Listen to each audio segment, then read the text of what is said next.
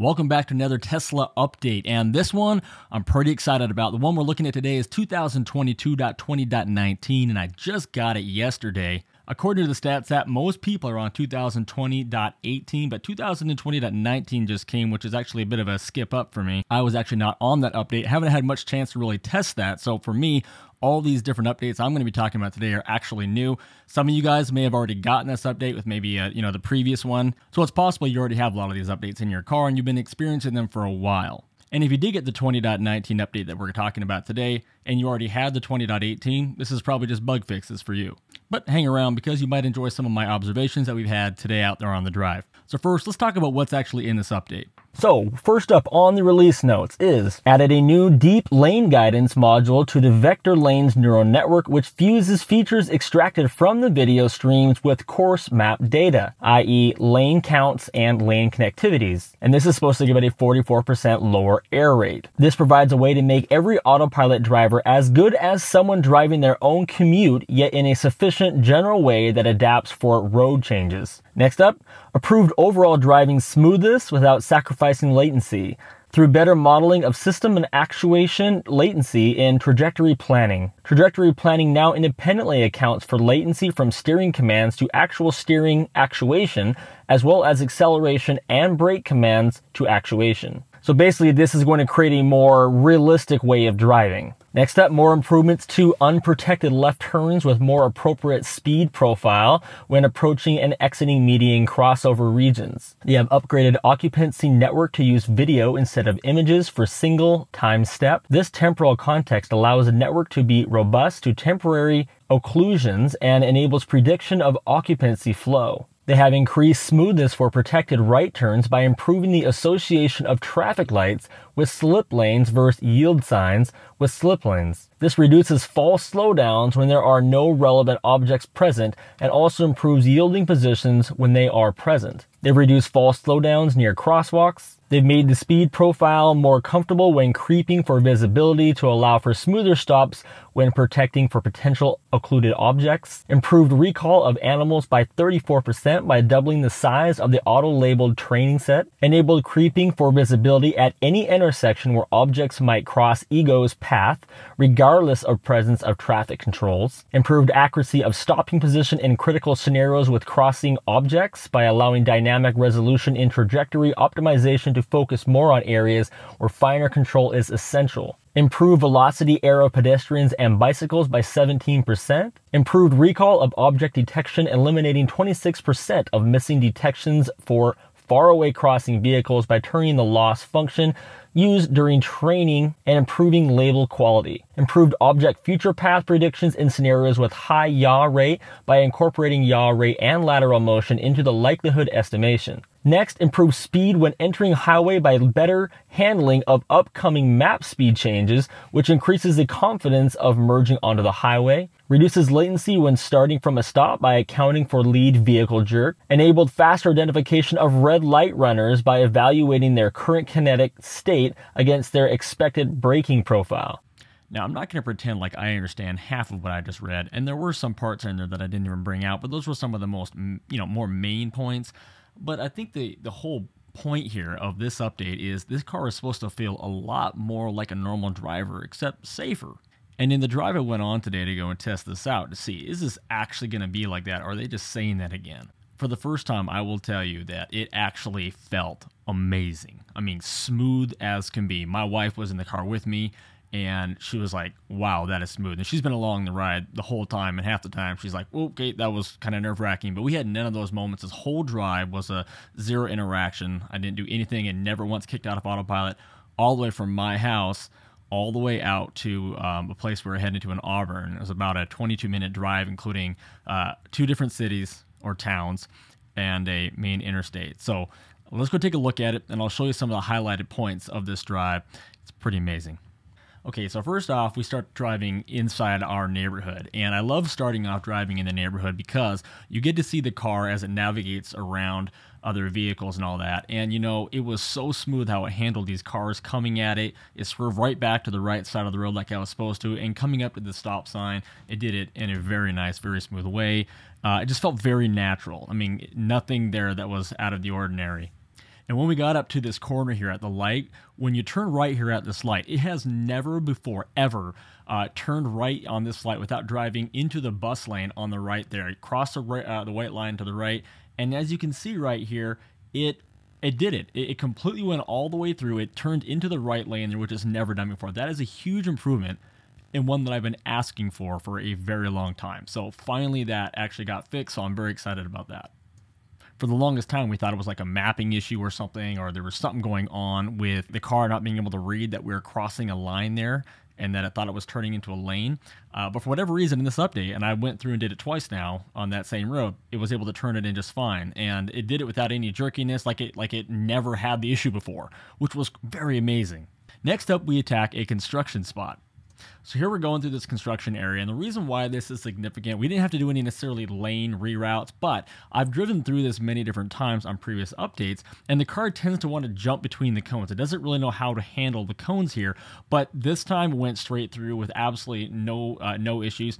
Another thing to note too, as I went along this drive, is I saw a ton of different times where it was doing a great job of turning the cars blue and trying to do that path prediction. That's how you know that it's really watching that car. It just did such an amazing job with that. So as you can see here, I'm coming across these concrete barriers. It's really easy to get really close to that, but the car doesn't one time, I tell you this whole entire drive, not one time did I have a brake check or anything like that.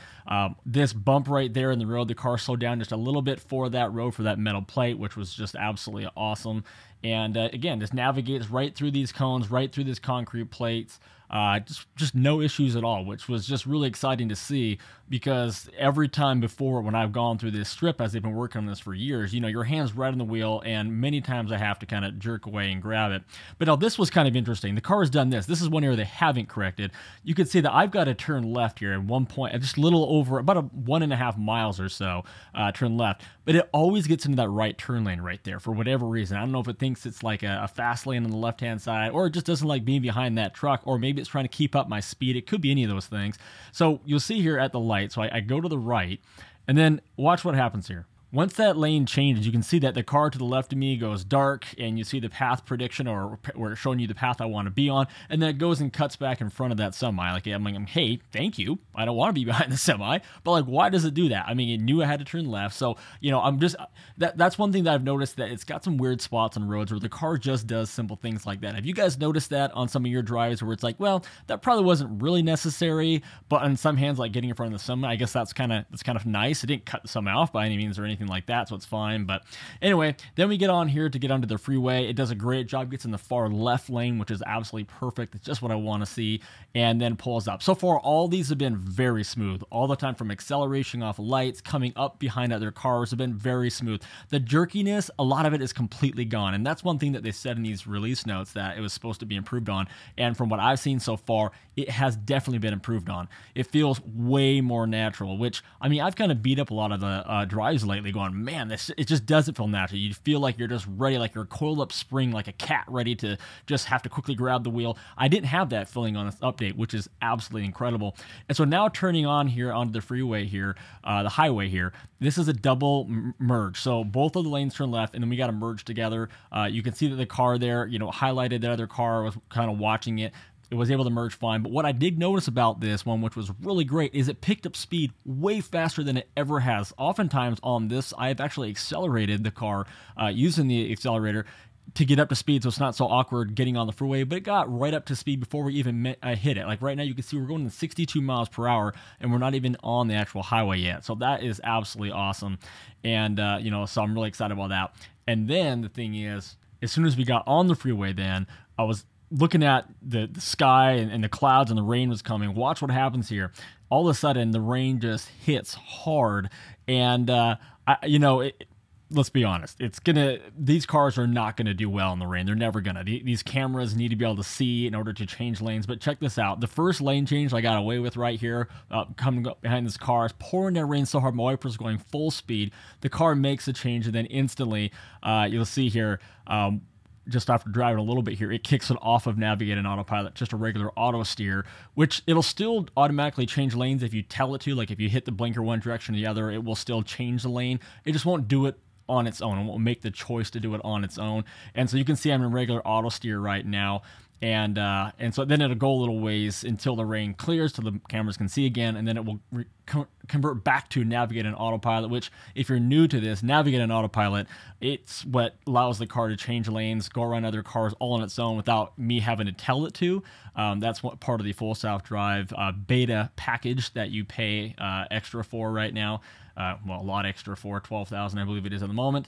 And here's another thing too. When I was getting off the freeway, sometimes you kind of forget, oh shoot, I'm not actually in navigate into autopilot anymore, because you thought you were, you had turned it on, but I almost missed my exit because I'm like, well, the car's not going. I had to quickly, turn over real quick because I kind of forgot that the car wasn't in it at the moment due to the weather. Now here's where it gets interesting. So we're sitting here at the turn, and there's cars coming across right in front of me there. We're at a light, and the car's got to make a right turn up here, but traffic builds up here pretty darn fast, and it can be kind of sketchy. And I got to not only got to turn right, but I got to get into the left turn lane fairly decently. I got a couple lights, but they're short lights, and there's not a lot of room to go. So you can see the car takes off. There are other cars coming, but it takes off. It just does a great job on its own. It gets into that far left lane, which I thought was extremely good considering I had to make a left. And I don't know if it was just luck that it took the far lane, because it did that earlier today too, or if it actually knew that I was going to be turning left up ahead and it was just kind of getting the lane ready to go. I love to believe that's what it's for, but a few times coming up, it gets a little bit unsure about what to do, and it did end up doing it fine. The car just very much, I guess, went on the side of safety, and so we'll see, you'll see up here what that actually does. But the thing is, it's playing really well with these cars, which is what I love. It's not getting too close. It's being very smooth coming up to them and accelerating. And one thing that I noticed too is when the car came up to a light, like when I'm going to train a cars like this, and it comes up to a red light, and sometimes I'm behind a big truck, and the car can't see. My Tesla can't see the green light when it turns green. The car in front starts going. My car starts going too, but at a much slower pace until it can see the lights, and then it accelerates faster, which is an improvement that I haven't seen before on this, which is really great to see. Now, the car in front of me that it was tracking turned left, but the Tesla did not get tripped up by that. Still continuing to go straight forward here. And when we get up to Main Street here, we're going to be turning left, okay? And it's still raining pretty good, but the full self-drive cameras are doing just fine. So it instantly gets into the turn lane, which is, again, a really big deal. One of the most difficult things that was with driving on full self-drive is when it would take too long to get over. But when we get a green light, it's gonna make this turn. I think we get it pretty darn quick here. And you can see that it's picking up people on the side very easily. I mean, they're facing the wrong direction, but still picking them up. So, I mean, that's something. But you can see it's doing a great job just kind of getting everything. You can tell the car can see everything. All right, and here we go. Now, this is the last little strip here, and this is where the car has to make some really tough choices. This is a very tight street. Cars parked on both sides, and there's constantly people walking across streets. And the first obstacle here is this guy coming up right here. And this is actually where I did actually interact. I forgot about this. This guy wanted to cross, but they hadn't taken a step on the sidewalk yet, so the car didn't see it. The car does stop when people walk in crosswalks, which I would love to have been able to test that there, but I had to actually hit the brakes and re-engage autopilot after. But look at this. We've got a delivery guy right here, and the car wants to go around it. It even says creeping forward on the screen to go around it. It's really tight, but the problem is every time the car went to go, something would happen. So there's a car coming towards us right now. That was the first thing. It kind of wanted to go, but it wasn't letting. Then this guy walks in front. It's still on full self-drive right now. I'm not doing anything.